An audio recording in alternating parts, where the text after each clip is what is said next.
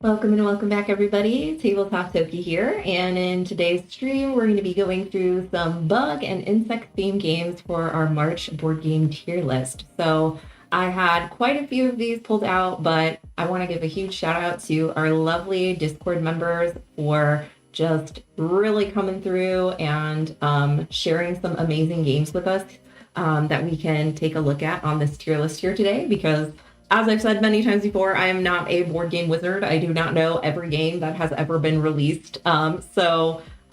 Huge shout out to those folks over on Discord for sharing some ideas of bug and insect themed games for the list today. But without further ado, I think we're going to go ahead and jump right in here. So we have our categories, rank S through F, as well as our two categories of games that I wouldn't necessarily be interested in playing, as well as, oh, it looks like it got changed, a want to try tier. Because I haven't played necessarily all of these, but we'll take a look at some of them together today. And as always, I would love to know your thoughts on these games, or if there are any other bug or insect themed games that match this list that you would recommend checking out, and what your thoughts are on those. So to kick things off, we have our first game, which is Kabuto Sumo, which is a dexterity-based game where you have your little Kabuto bug and you're trying to push it along with other pieces off of a central platform. I know that not a lot of people are necessarily the biggest fan of dexterity games, but I think as far as it goes, it is highly thematic and really cool, with a lot of different bugs that have special abilities, and there are quite a few expansions that add different forms of wrestling other than just sumo wrestling, like the Mayhem expansion, which had chairs, tables, etc. For me, I would say that this one is solidly in the A tier. I think I personally do love dexterity games, but beyond that, I think it's really well designed and sets out what it accomplishes. The only thing that gets a little bit tricky is sometimes it can get locked in a pretty back and forth kind of a way, especially if you're playing with teams, like 4 players. So there are those certain points where it might feel like there's a little bit of back and forth dragging on, but I've found that even in those times, you just have to like persist and push forward, and eventually there's a winner. The next game we have is Cockroach Poker. So this is a game where you're going to be bluffing. You'll get different cards handed to you with different claims of things like, okay, so this bug is, or this is a cockroach, or this is a spider, or this is, a fly. And then the next person will have to either accept the card as what it is and put it in front of them, or they'll give it back to the person if they want to call them out on it. Or they can push it on to the next person and make the same or a different claim. And basically, if you ever get called out on being wrong, or the other person falsely accuses you, that person has to take the card in front of them, and whoever has 3 of the same card is going to have to take all of them together. So this is a really fun bluffing game. I do find that it sometimes gets dragged out quite a little bit, but I really enjoy it. I think as far as bluffing games go, it's like a very easy one to teach and to get to the table. So I'm going to go ahead and put this in B tier. All right, so the next game we have is Bugs in Rugs, which is not a game I have played, and it looks like it is from, let's see, Rugs. Bugs in Rugs? Nope, it's not coming up. I'm trying to find it on BGG so we can take a look at it. Is it Bugs on Rugs? There we go. That's why. So we have Bugs on Rugs, and I'm going to go ahead and pull up the BGG page here, like I said, so we can take a look together. So it looks like Bugs on Rugs is for 2 to 5 players. We're collecting 2 bugs into your hand every round, and then leftover bugs activate. Have powers that activate. Interesting. So I think that it has really strong artwork here, and it looks like there is some complexity with the different types of bugs that you can get and what they do. Hey, Steven, and hey, everybody in the chat. Thanks for making it.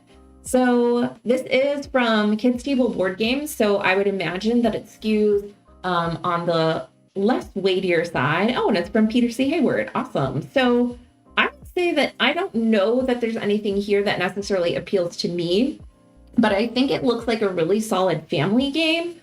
Let's see if there's anything else that looks really interesting. Simple rules, short playtime, a lot of different ways to create cool scoring combos to make this the small, casual filler for players of all types. It certainly sounds, like a really solid game. I think for me personally, like I said, being that it probably is skewed more towards, being a family style game, I'm not sure that I would necessarily be super interested in trying it, but it sounds like it could be a really great option if you're looking for that weight of game. And again, if y'all have any thoughts on these games, feel free to chime in because there are quite a few that I have not personally played. Next, we have Circus Flocati, which is from Reiner Knizia. It is a game where you're trying to get sets of cards and just collecting like different runs or all the same. I have not played Circus Flocati, the original, but I've played the Japanese reskin, Natsu Treasures. And actually, can I pull it up here so we can see it a little bit? Yeah, let's do that.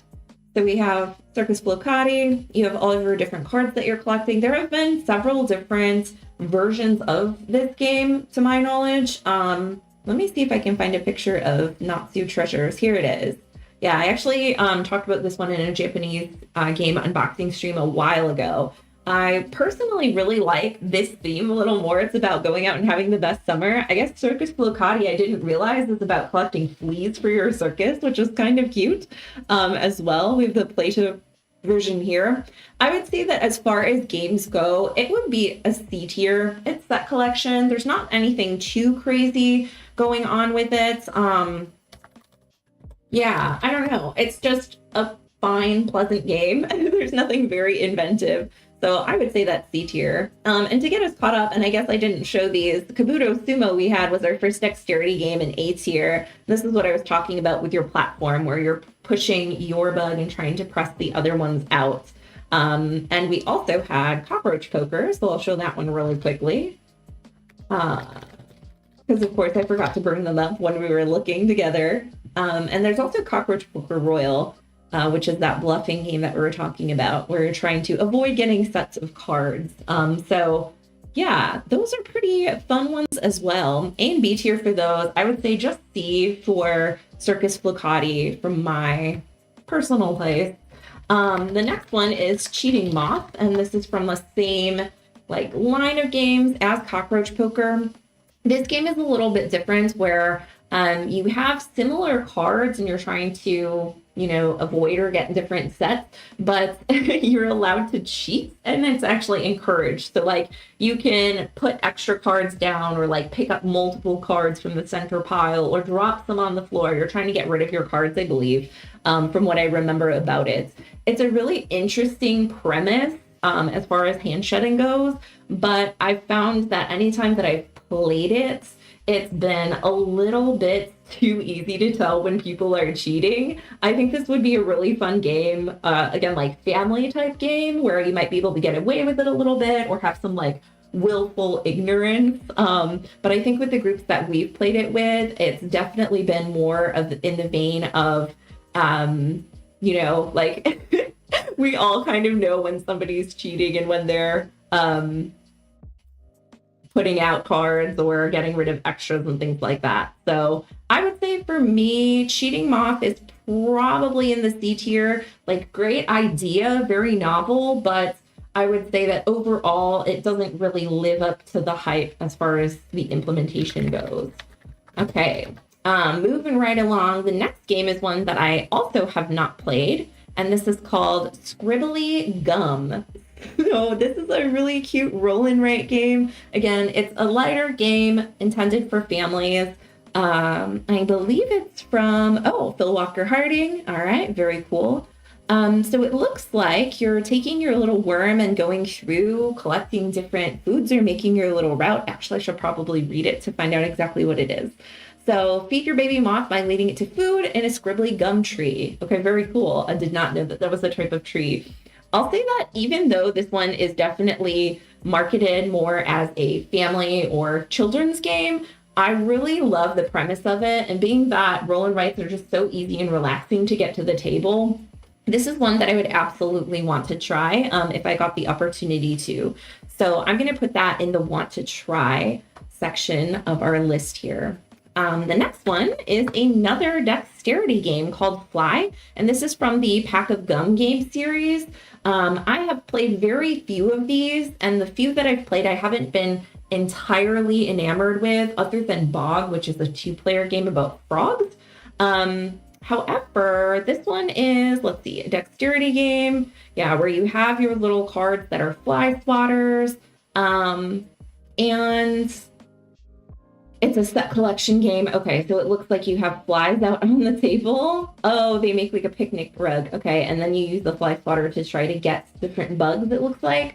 I do really like dexterity games. I'm not sure how this one would work as far as implementation goes. But it does look like, oh, Noble Knight has it for $5. That's a pretty good price to try it out. So I'd say this would be one that I would be interested in trying. I don't know that it would be one that I like need in my collection or would necessarily keep in my collection for a long time, but I would definitely be curious to try it out and see how it goes.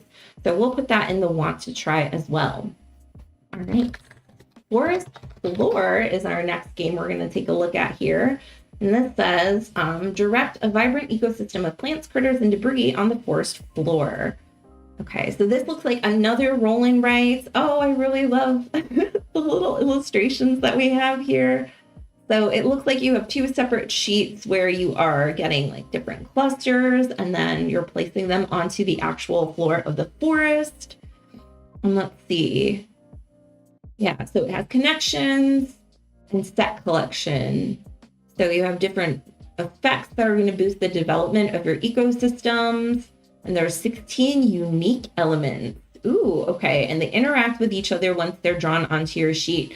Again, I'm all down for trying different roll and writes. I'm a huge fan of the genre, and I like that the different symbols that you put down will interact with one another. That's not something that I see super often in a lot of roll and writes. So this one definitely sounds really interesting. And I do love, I know that you don't have to put the little illustrations, but I can see myself really enjoying putting those in. So I'm going to put that in the want to try as well. All right. Next up, we have Scarabia.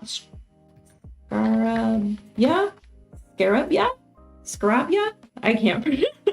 In my mind, I've always heard it one way, and I realize now that I've never actually tried to pronounce it. So I think this is called Scarabia. I'm not sure. So as an archaeologist, it's your job to explore, enclose, and extract the jewels. Okay, I remember looking into this game a while ago because it was on sale at like Barnes & Noble or a local bookstore for pretty cheap. And I think the ratings at the time said that it was pretty lackluster. This kind of looks like tile laying, but it also reminds me of, I don't know if y'all have played those games that were on like Windows PCs back in the day where you have the mouse and then the cat and you're trying to trap the cat by moving blocks and then it turns into a piece of cheese. Let me know. It's a real thing. I'm not crazy. So if y'all can back me up on this, that would be great. But that kind of reminds me of this, which I loved that game. So my thoughts about Scarabia might be changing a little bit. So yeah, a tiling puzzle game where your goal is to score scarabs by positioning your tiles so that they create enclosed zones of 1 to 4 squares. Interesting. Okay, so this is different than what I remember from when I looked at it way back in the day. And this actually sounds pretty intriguing. It looks like there are also some different maps, and I'm not sure if this is per player. Ooh, but it looks like there's snow and underwater. I mean, I am a big fan of those, so maybe this is something I would actually end up wanting to try. Yeah, okay. I might have to put this one on my list. Oh, Noble Knight has it for $9, y'all. Okay, I'm gonna put Scarabia in want to try. Yeah, so we'll put that there. That actually sounds pretty cool. And I think, again, if I can get it for $9, why not? That sounds like a great deal. All right, so on to a game that I have played before, which is Waggle Dance. This one actually got a reprint with some new art, but I'm going to pull up the version with the old art from the original publisher because I think it's really Really beautiful. So this is a worker placement game where you have dice that represent your different bees or workers. You're going to be putting them out onto the board, which is comprised of a line of cards that give you different abilities for building out your hive, collecting nectar from these flowers here. So there's a little bit of area control with who has the most bees or bee power on each of those flower types for the nectar. And then we have a lot of other cards here for building out your hive, for laying eggs, and producing more bees. I really enjoy this game. I think it's a great worker placement game.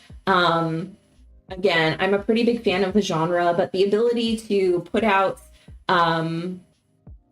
your different eggs and tiles and things, it looks like, is this even like a prototype version? Yeah, because the actual, at least the dice that I have really cool little pips with bees on them as well. So this, I think, if you enjoy worker placement games and you're looking for something that's really concise with a little bit of crunch and a lot of flavor and theme to it, that's a really great one to check out. I would say A or B tier. I might put it in B tier. It could be A tier as well, but I think it's like right on the cusp for me. So I may come back and decide on that. I think the only thing is it plays 2 to 4 players. So it's a little more challenging to get to the table if you have bigger game groups, but it's definitely one that I really enjoy every time I've played it. And even though I'm not a huge fan of area control, vying for the different nectar pieces is not necessarily that bad. I think one of the only little things other than that is you do get these queen cards, which can feel a little random with how straightforward and transparent everything else is in the game. But overall, I think it's really, really solid. Next up is one that I think most of us have probably heard of, but if not, this is Hive, which is a 2-player abstract game where you are placing out different bugs that have different movement patterns and trying to surround your opponent's queen. This is a really solid abstract game. I really personally love the pocket version, which is pretty small and you can add in a lot of different expansion bugs. I think this one's just a classic. Again, I don't know. It's hard for me to say like A or B. I think there are other abstract games that I like a little bit more. And with Hive, it can be a challenging first teach just because each bug moves very uniquely. So that can be one challenge where it does have a little bit more as far as rules go versus maybe some other abstract games. But overall, it's super solid. All right. If you like cockroach poker, you need to check out That's Not a Hat. Yeah, I actually have that in my cart for my next order. So as long as that's still in stock in a couple days, you'll be seeing that in the Noble Knight unboxing for next month. But that's good to know. Thanks for the recommendation. I was on the fence about it, but now I feel much better. Okay, Mariposas. So this is a game that was really popular when it was first announced. Probably, I don't know if it was around maybe the same time or a similar time as like Wingspan came out and everything, but it's from Elizabeth Hargrave. So I'm guessing that's probably why it was pretty popular. I mean, it's also kind of pretty, like the actual board and things. But basically you're just creating different routes of butterflies on the map. It's about butterfly migration and kind of like leveling up your butterflies as you go, getting different flowers and placing different patterns. And then based on like where they are at the end of the game, I'm pretty sure is how you get your different points. It's been a while since I've played it, since it came out in 2020. But let's just double check. Played in 3 seasons. Yeah. So they're heading north and then they spread out and then they return south in the fall. And whoever has the most successful family of butterflies wins.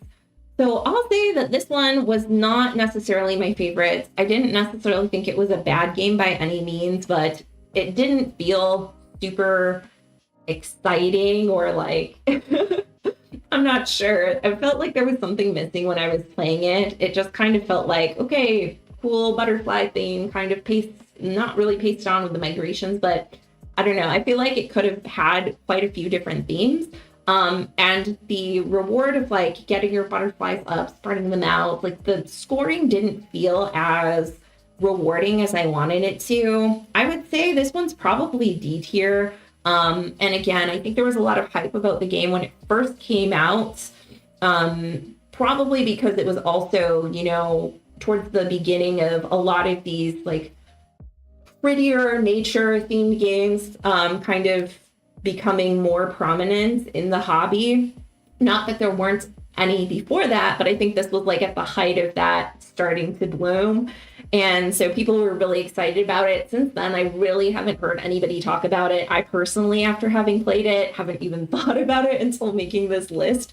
So I think that's probably going to be in D tier for me. We have another butterfly game though called Dust in the Wings. There we go. Yes, in or on, I couldn't tell. Let's see. So Dust in the Wings. I have not played this one, but this is about capturing the best photograph of butterflies sitting in the meadow. So let's take a look and see what we have here. So it looks like we're placing out the butterflies. There's a little bit of Mancala with like picking up and dropping off your butterflies, and then certain scorings, it looks like, for different colors of butterflies that you may be snapping pictures of or photos of together. I do really like Mancala as a mechanic in games, but the pattern building and pattern recognition, I'm not super sure that I would enjoy. I also am not a huge fan of the aesthetic of the game overall. I think it has nice butterfly art, but the graphic design of the board itself doesn't really draw me in. It's like, oh, this is like a really pretty game that could maybe get away with having okay mechanics. I think if I, you know, wanted to play a game similar to this, I would probably just go with something like Five Tribes, which also has Mancala, and then getting like certain groups of meeples in certain spaces, but there's a little bit more going on from what I can tell. So I'm going to put this one in not interested. Okay. There's also Bee Lives, We Will Only Know Summer. Oh, okay. I'll have to look into that one. I do not believe that I know that one, or that it was recommended from the Discord. Let's see. Queens. If anybody has any thoughts on that one, let us know. Yeah, and it does kind of seem like I've noticed that sometimes where maybe they'll hire an artist to do like specific illustrations or card art, and then someone to design the board or, you know, do the background art, and it looks like it doesn't match the best. So I think that's a very fair call out. Okay, the next game, however, does have very beautiful, consistent art from Vincent Dutrait, and this is Queens. So another bee game, but you are making a flower garden and then placing your hives and sending out your bees to make different colors of honey. So this is kind of what the different tiles look like that you're drafting from. Some of the flowers will have bees on them, like a queen bee, which gives you a special effect. And then you are scoring those different colors as you place them on your grid and collecting these different honey pots, which represent the different colors that you get. Let me see if I can find, yeah, so these are like the Tetris pieces that you're placing out. The flowers go on top of there, and then you can place out beehives or collections. So it's got some similar scoring to something like a Zool, where you're scoring like groups of colored tiles that are on things together. But overall, I find that like layered puzzle of tiles on tiles to be really satisfying. Looks super buzzy. Yeah, it's like a really beautiful game as well, I think. But the puzzliness of it overall, I'm trying to see if I can find a bigger picture of it, like more zoomed out, so you can see the full scope of the game a little bit more. Yeah, so you drop these different tiles here, and then you put them together, and you drop the flowers. So overall, and it's cool too, because then you get like scoring based on the bees, based on the honey colors. There are a lot of little things going on, but it definitely doesn't feel like overwhelming necessarily.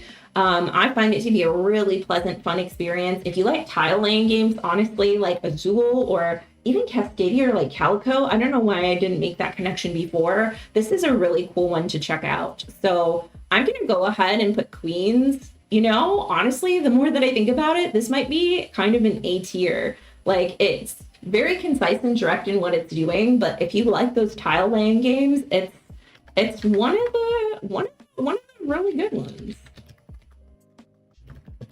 Yeah. All right. So next one is one that I have not played before, which is March of the Ants. Do these games really bug you?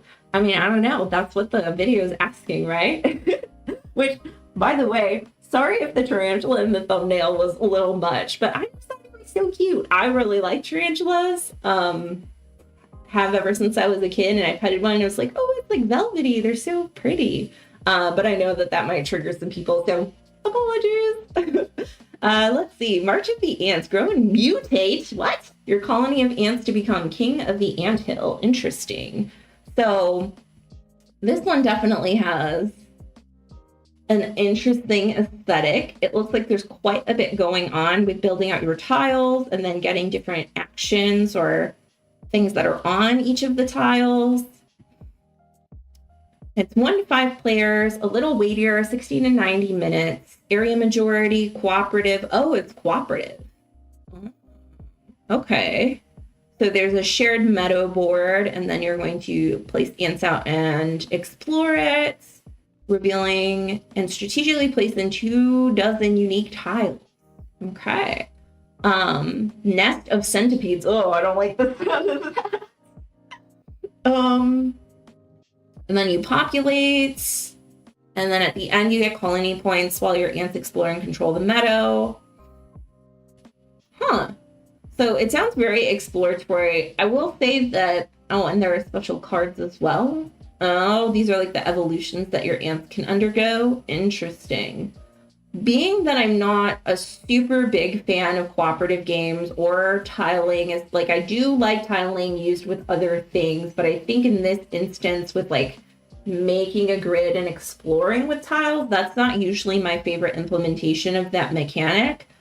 This could be a really great game. Like, it has a 7.1 rating, but I would say that I'm not necessarily the most interested in trying it myself. But I would be curious to hear more about it and experiences from people who have played it. Okay, I'm not sure how to pronounce this next one. Myrmis? That's probably really wrong. But another game about ants. We're going to be laying pheromones to control the land while building our anthill. Okay, so this is grid coverage, good movement, network building, worker placement. I do like worker placement quite a bit. Let's take a look at our board and see kind of what we have here. Oh, wait, I thought it said ants, but those look like spiders. What's happening? Okay, I'm not really sure what I'm looking at here, but it looks like we're placing out tiles as well. Honestly, this kind of reminds me, at least this tile shape reminds me of Revive a little bit, but I'm sure it's quite different. It looks pretty chunky. It says 3.45. I know that like weight ratings on BGG mean basically nothing, but that's quite a big jump from some of the other games that we've seen at least. See. Okay, so it looks like with smaller player counts, you only use parts of the map, and it looks like there's a solo mode. Ooh, and we got some dice. Is it dice worker placement specifically? Let's see. Like the cover for Myrmis, the unpronounceable game. Does anybody want to help me out? How do you say that word? Yeah. I like that you're at the perspective of like a critter, like an ant, looking up at the mushrooms. So it was originally called Enterprise. I see. So you're gonna get leave pheromones. That must be the route building while collecting different things, fighting with other ants, and completing requests from the queen, birthing new ants, dominating your tiny patch of dirt. All right. Last 3 years. Wow, that's a little long. I guess I'll see y'all in 2028. Within each season, you can spend larvae. Okay, it doesn't sound like, it sounds like a few different things I would enjoy. I'm not sure about the ant-on-ant violence. But being that it's 60 to 120 minutes, I think for me, there's nothing about it that screams like, okay, you really need to try this out and play it right now. I think if it was a little shorter of a game, perhaps I would be more interested, but I'm going to put this in the not interested currently. Again, open to changing my mind. If y'all have strong feelings about things or personal stories. The next game, though, is Apiary. So this is one that I have played. So first of all, I have to shout out Quantai Moria art. Love it. Love to see it. But this is a game about space bees. So you have like the big space bee that's moving around to different areas. You're getting tiles to put on a grid. You have little resources that you're collecting and harvesting as well. You have these bee dice, which represent the different workers that you have that age as you go on. I will say that I personally again, this one has a lot of things that I really love in similar weight games, with having a little bit of tile placement, having that resource management, dice worker placement, and aging workers or variable workers that have different powers. I think those are all things that I really super love in games. This one, however, when I played it, felt a little bit messy. It wasn't as satisfying as some of the other games that I've played with similar mechanics. And I think that although, like I said, it had a lot of little elements that I thought, oh yeah, these are all things that I like, it didn't come together as well as some of the other games of this weight and similar mechanics that I've played, like I said. So one of the big things, I'm trying to see if I can find a picture of the board. One of the big things that really was a miss for me was there was this whole idea of the waggle dance and the queen's powers. Is this it? Yeah. So you have the dance of etc., which gets you this. And it's if you're the first person to go there, you get a special perk. But then when other people perform the dance, they just keep giving you perks. And I felt like that could have been a really cool, unique thing about this game versus other games. But it just felt like once one person claimed it, nobody wanted to touch it. Maybe it was just our particular game group and how we played it. But between all of us, we didn't really see or feel incentivized to use that mechanic throughout the game very abundantly.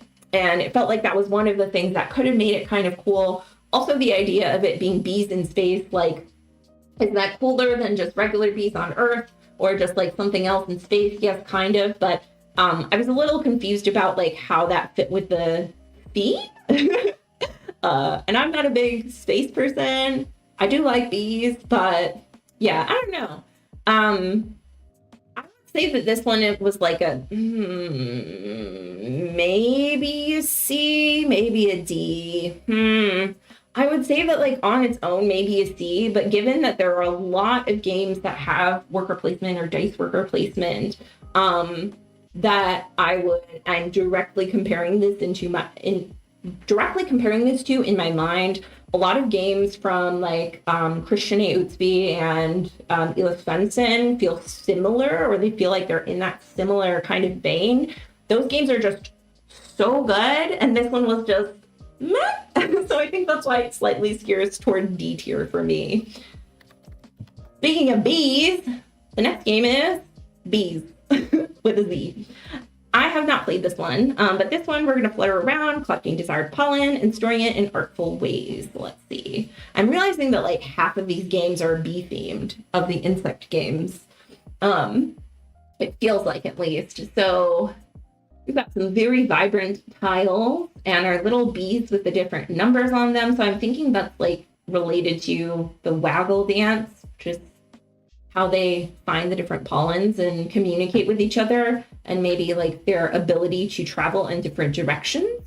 Let's see. So we have contracts, grid movement, hexagon grid, modular board, pattern building. So yeah, optimize your flight pattern to secure nectar for the hive. Be careful of the other bees. You're competing against public and private scoring goals, and you're planning and storing nectar. Okay, that's very sparse as far as how the game works. I think it looks pretty cute. I'm not necessarily sure that I would go out of my way to find a copy of this one to play. But I think if someone were to bring it and teach it, I would be curious enough to say hey, let's give it a try. So I'm going to put this in the want to try. And it's a 30 to 45 minutes. So I feel like that's a low enough investment with what I see that feels interesting. So our other category, butterflies, we have Fluttering Souls. This is a 2-player drafting game, and we're trying to compete to attract the legendary white butterfly. Interesting. Okay. So I have looked at this one in the past. It's got some really nice art. And I love the idea of 2-player card games. Looks like we have drafting patterns. I don't know what this is originally from, but where you have that like staggered rows with some face up, some face down. I do tend to like games that have that type of drafting in them. And I think that that works really well for 2 players, so you don't have just like all the information right out. And there's layering, open drafting, and set collection. So let's see. Based on the Japanese legend of the white butterfly. Ooh, okay. The soul of the last loved one. Oh, okay, that's why it's called Fluttering Soul. That makes a lot more sense. And let's see. So the overview, this is all flavor, which sounds really beautiful, but let's look at the game. 3 to 5 rounds. Interesting in a 2-player game that it's 3 to 5 rounds. You're going to collect butterflies for victory points, either in a set or by themselves. Whoever collects the most VP gets the white butterfly token. So it seems like a very straightforward game in terms of like take a card, count your VP. Maybe some of the cards have certain, like this shows you can orient the butterflies a little differently.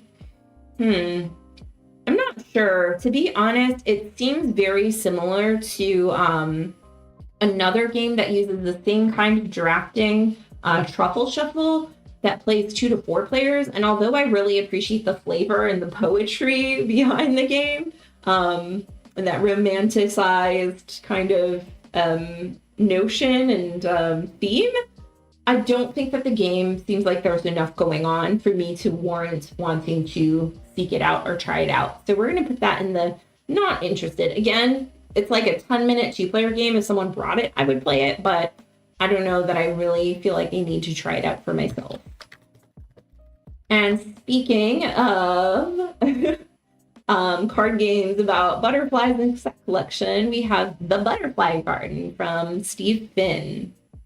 Okay, so this one has some drafting and set collection as well, but there's also auction and bidding and simultaneous action selection. Interesting.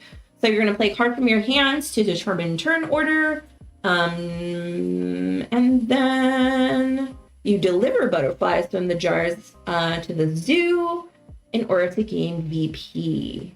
So during the game, we decide which butterfly cards to play. Okay. Oh, so it's like lower number, higher priority, but higher number, better powers, perhaps. At least that's what it seems like. So with this one, I would say, again, it kind of seems similar to some other games with similar mechanics. What comes to mind, maybe because I played it a lot recently, is like Belbara, where you're trying to bid to go first by having lower cards, but the higher card numbers will have more powers. It plays 2 to 6, 20 to 40 minutes. Again, I feel like there are just so many games that have similar premises that there's nothing about this one that really stands out as being like, oh, but this one's really unique. You need to try it. So I think we're going to go ahead and put that one in the not so interested. Okay. This next one I'm having a hard time reading, so I'm going to have to look at that in a second. But we also have Loam, and this one has really interesting arts. I just want to make this a little bigger. It's like little clay figures that were photographed, which I really appreciate. I think that's super cool. Game of soil biodiversity. So let's go ahead and see what Loam's about. 15 to 40 minutes. Okay. 1 to 4 players. And the designer also did the art. That's pretty cool. So set matching strategy game about building healthy soils. You're a plant who, for obvious reasons, is into that sort of thing. Fair. Let's see. So you're going to use chemical inputs to sculpt the soil's biodiversity, to assemble vibrant ecological communities. Educational and environmental. Okay. Set collection, abstract strategy. Let's go ahead and see what the game looks like. That doesn't tell me a whole lot about it, but it looks like we have different cards that we are collecting. If I could see it. There we go. So it looks like we have these different cards that we're collecting, and then adding to diversify our soil. I will say that I'm not exactly sure how we get the cards or how they work together, but based on the art and theme and some of the things that I'm seeing, like there are different types of cards as well that we might be scoring or getting for objectives. I would definitely be interested in trying this one. It's not at the top of my list as far as games that I feel like I really need to investigate, but I think that if I were to see this one, I would definitely make it a priority to try to get it to the table. So we're going to put this in the want to try list. Okay. And we have garden variety. Let's see. Is this the next one? Garden variety? No, this is, oh, I didn't put garden variety on here. Let's see. What is that called? Garden. Hold on. I'm going to bring up my folder because I have them all named in there and they're a little to read on the little tier list there. Okay, so we have Micro Mutants. That's this game with the red cover. And this one is the Evolution standalone expansion something. So this looks like it is a dexterity game. Okay. So updated version of X-Bugs by the same designers, based on the classic Tiddlywinks. What is that? So you have different armies with bases and different bugs, and they're different shapes and sizes. Okay. And they have special abilities. That's kind of cool. Let's see. Tiddlywinks. Oh, okay. So this is like what it's originally based on. That actually looks really fun. Are you flipping them in the center? Stop. Hold on. Is that what this is too? Oh, okay. That's pretty cool. So you have your bases and then you have your different bugs, which you're flipping or flicking. I'm gonna be honest, y'all. This looks weird and I'm like here for it. I very much want to see what this is about because this seems like a really good time. Again, I know that dexterity games aren't everyone's bag, but oh, and there's some dice as well. Okay, I'm pretty intrigued by what I see here. Again, do I need it? Am I going to die without it? No. But would I love to try this? Absolutely. Like if somebody brought this to an event and had it, I would be like, yes, this is the priority. Get this to the table right now. Micro Mutants. Interesting. Okay, I'll definitely have to check that one out. All right. And this next one is called Garden Guest. Okay, that's the name of it. So we have across the board in this strategic player versus player or team versus team bug game. Not a big fan of team versus team. 20 to 30 minutes, 2 to 6 players. Action event communication limits. I do like that. Hexagonal grid team-based game. So you have your team, which can be you or multiple people. You can draw cards, give cards to teammates, or extend your path. It kind of seems like sequence where you're playing certain cards to lay out pathways, which I did really like that game growing up. I'm not sure about with this garden theme or in teams. Let's see what it looks like. Whoa, that is very good. I'm not sure how I feel about the board. To be honest, that puts me off quite a bit. Like it's pretty art, but as far as for like gameplay, that looks way too busy for my taste. I don't know if that's, yeah. I like the art on the cards though. That's really cute. But I think that board is pretty off-putting. So for me, I think this one would be a not interested based on the like path laying as well as the visual of the board and how that comes together. I don't necessarily think that that one would be for me.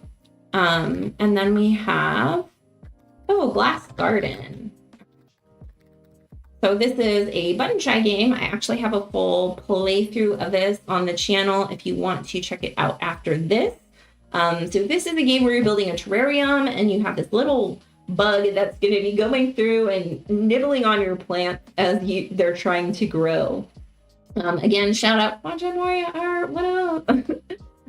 This is a solo game if you're not familiar with it. So here's what some of the different plants might look like. So you're trying to match different symbols in order for them to grow. Then they'll flip over to their grown side, which will give you more access to more symbols, which will help other plants grow. And then these are some of the bugs that you can get, like the worm or the ants. that are going to be moving throughout your terrarium and eating some of those plants, like I said, as you go. And each of them has slightly different difficulty levels, but also slightly different programming as far as how they interact with the plants around them. I'll think like this one takes up quite a bit of table space. It is very straightforward, but it feels a little solvable where the cards have, you know, the symbols that you need to unlock certain other symbols. And once you kind of get an idea of like which symbols start where, it can feel a little bit like I said, solvable or formulaic in terms of like setting them out. So I'm going to put this one at a C tier. Like it's fun and interesting for set collection because you're not necessarily like getting cards, you're positioning those different cards so that the soils line up top to bottom or like top to top, bottom to bottom. But again, I don't know about as far as like longevity and replayability with that. And another B game, this one is called Hive with a Y. This is a roll and write game as well. And with this one, you are going to be getting some different bee workers with your dice and then placing them out to do various different actions. So you can make like bee bread, you keep track of your colony down here, you have the queen's jelly, which gives you special abilities. You can get different larvae in your like laid in different rows and columns to get different sets. And then you have the main mechanic in the middle here, which is placing out like your nectar and your larvae to score points. And you have to deal with like adversity throughout the seasons. And you have your health tracker here around the edge. I really like the idea of this game. I think that overall, there's a lot going on, which could be really cool. But what I found when I played it was that it felt like it went on quite a bit too long.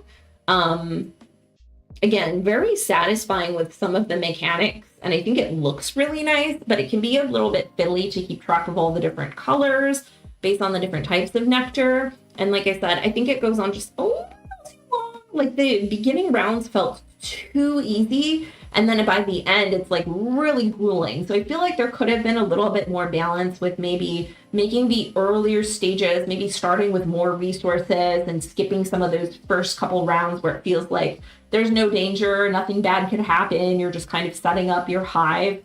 Could have done without that and focused more on the mid and late game in terms of making some of those strategic decisions overall. So I would say for Hive, this one is probably maybe a C tier. Again, some really cool, unique, crunchy mechanics for a roll and write, but not necessarily the right game length as far as I was concerned. We have Bears and the Bees. The Bears and the Bees, excuse me. So this is a game from Grandpa Beck. And let's see. So we have hand management, pattern building, take that, and tile placement. So come join the hive. Complete to link honeycomb-shaped cards to the growing hive. The more sides you match, the greater the payoff. Special cards will help earn extra plays and clever strings to your rival. Just be careful for those honey-grubbing bears. Okay, so you're expanding out your hive, but bears may come in. Ooh, I really like these cards. Those are super cute. And let's see. But I want to see how they work together.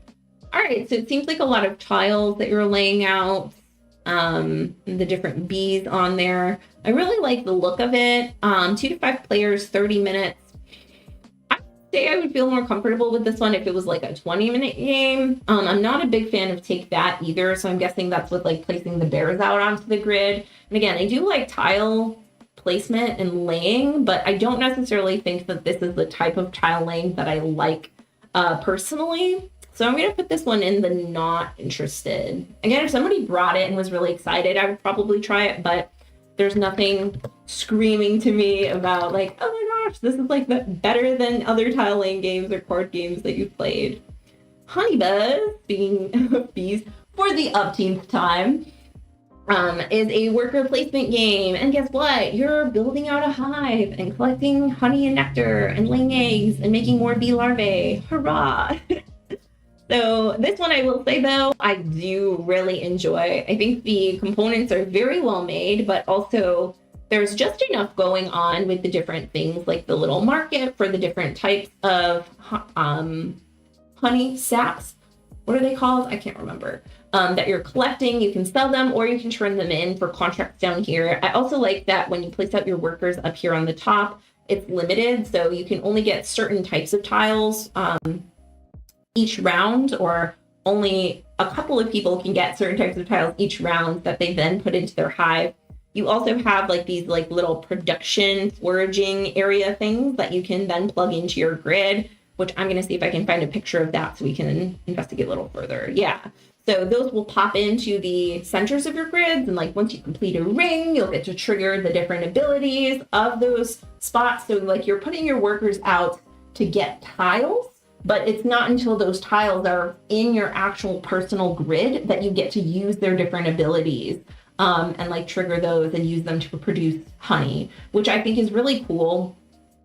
Y'all probably know, but I'm a big fan of card games where you don't necessarily just take a card and then get it. So this feels kind of similar where there's some of that delayed gratification of like, okay, I'm setting up my hive with the correct tiles by using my workers.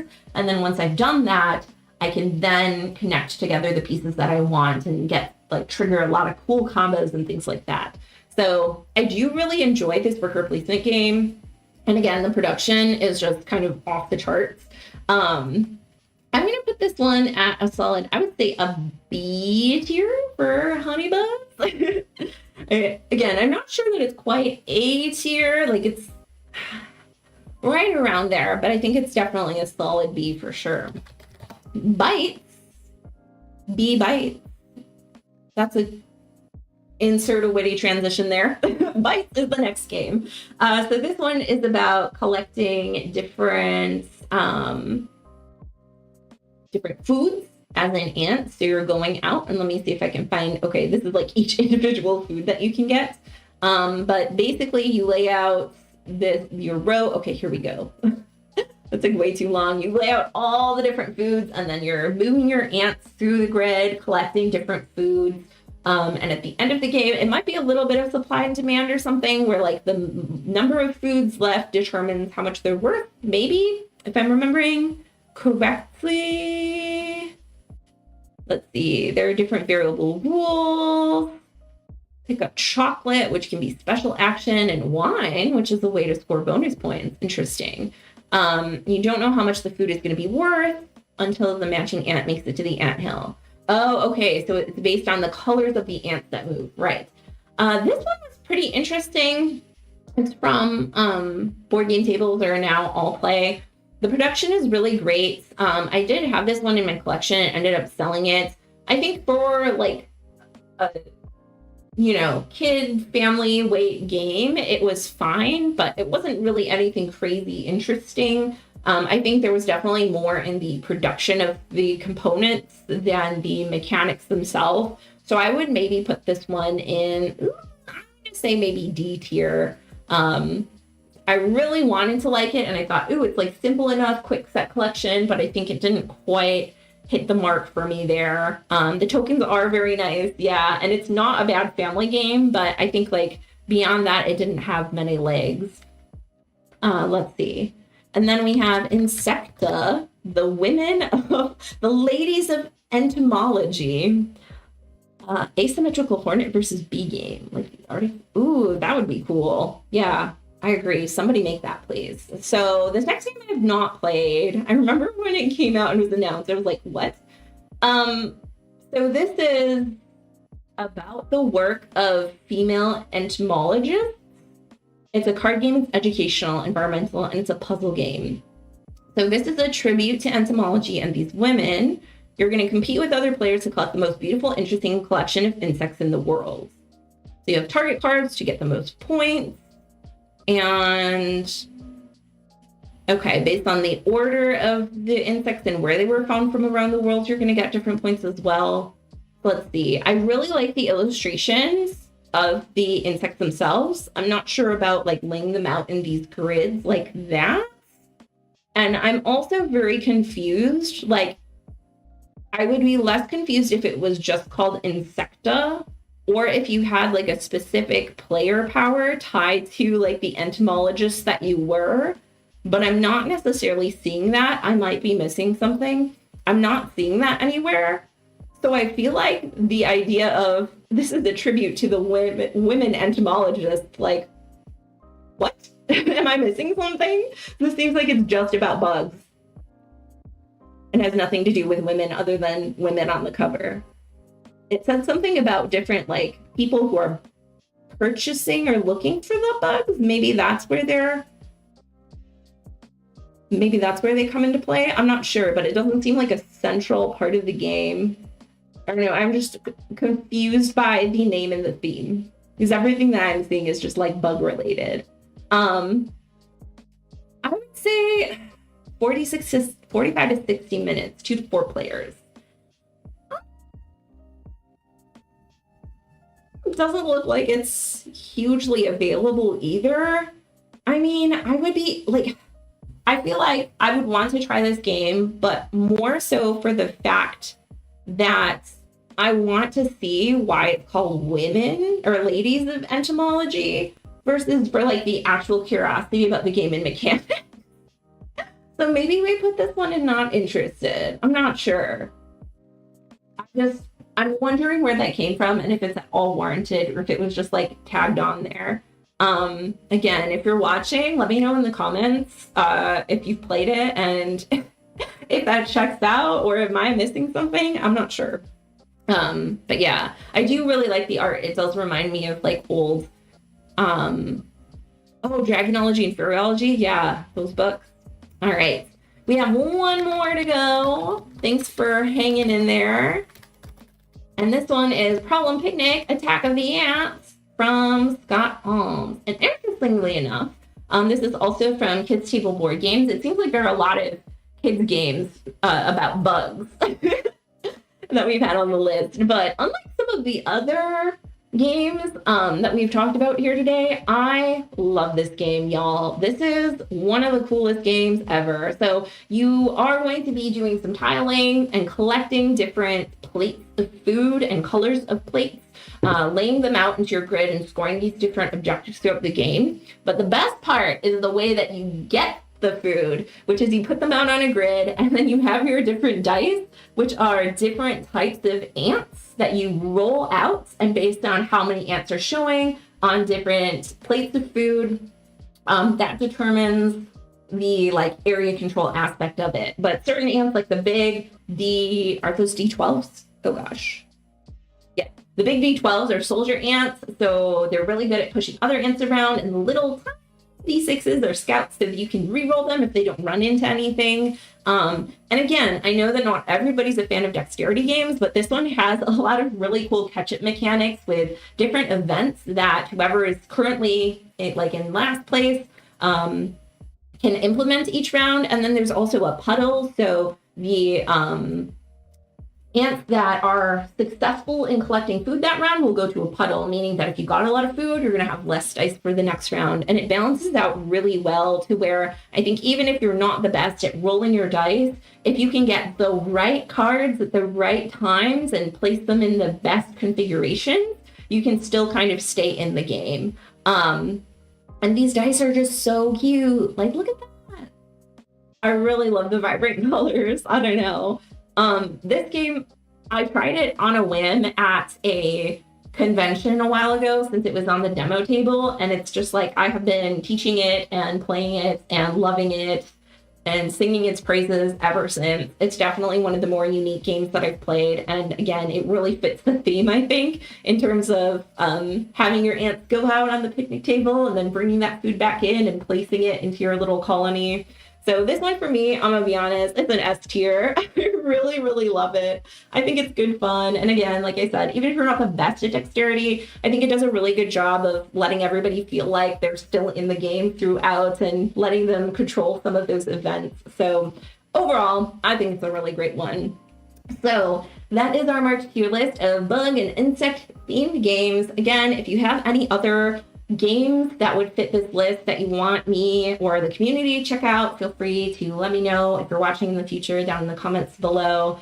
Thank you to everybody who was here live. It was super fun getting to explore these games together and chat about them. And I also do want to give a little shout out as well to our sponsor, Noble Knight Games. They have a lot of these games in stock, so if there are ones that you're interested in trying out new or used copies for, be sure to check them out. There's a link down in the description that directly supports the channel if and when you do. But I think that's about all the time we have for today. Again, please feel free to like the video or the stream. And if you haven't subscribed already, what are you doing? I'm looking forward to next month's tier list and a lot more awesome content. So yeah, thanks so much for being here, and I will see you next time. Bye. Once I find the outro button, it is here.